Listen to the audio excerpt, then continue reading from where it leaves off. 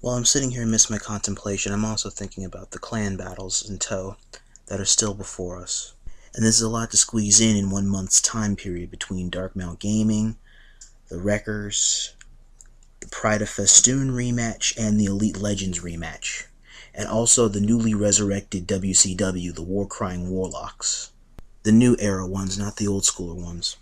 The newest clan leader that's to them, WCW Spnk or Spopovic, he's trying to recruit new members, so if you're ever interested in it, just ask him in the comment section below, because he also has a YouTube variation of his own, and so he'll comment on the video as such. But I digress. Because the trick here is that I have to make a very important call on the order of when these are all going to happen, how they're all going to happen.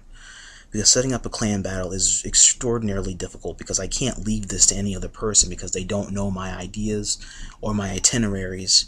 They have a vague idea about them, and I've explained it to them, but it's never completely carried out.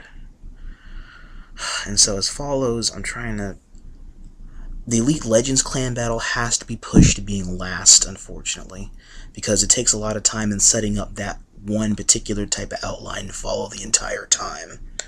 And when we last did that, it took a long time in order to set it up and just connect all the players into the lobby accordingly.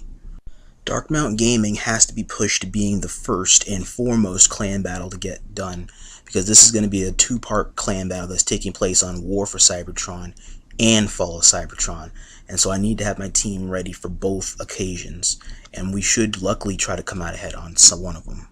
That's the one top and priority one, because they're not going to be on PlayStation 3 any longer at the end of this year, and if once I lose that option, it's gone. I don't get that back, and TACT never gets a chance to challenge them again. Straxus and I are working out something now, so I don't have to worry about that as much. And that I thank you, because it makes it less stressful.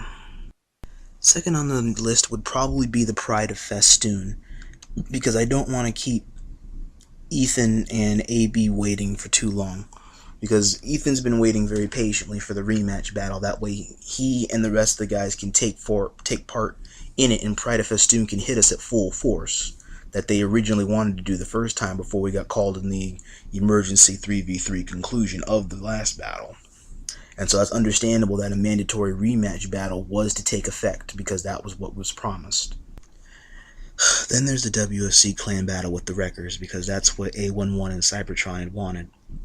And I do have my team set aside for that, with Hikerman, Flint, Atlas Obey, and Least You Tried. Those are my main four that I'm taking with me into WFC, because those are originally WFC fighters before they joined my team, me and Arg's team here on FOC.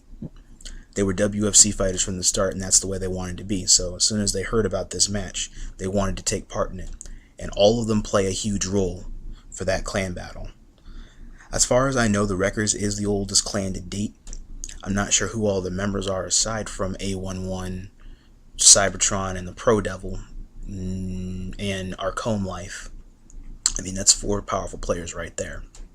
And I'm confident that we will come up with something with a little bit more studying into our opponents, and then try to set an appropriate date where we all can hop right on WFC and launch ourselves into one of the biggest matches ever on WFC in many years. Pending. And then lastly is Elite Legends, because Megatron and I already had an agreed upon rematch clause in order to rematch that completely after the controversy that had happened with that match, and that's understandably so. The problem with setting that up is that with the inability of full connection on either servers, it's going to cause a lot of lag and lag spikes to transpire between the match if it's not stable. That's going to cause a problem in a lot of players even staying in the match, much less playing throughout the entirety of it. But you got to try and endure it as best you can and make sure that we have the least amount of lag for all the players possible.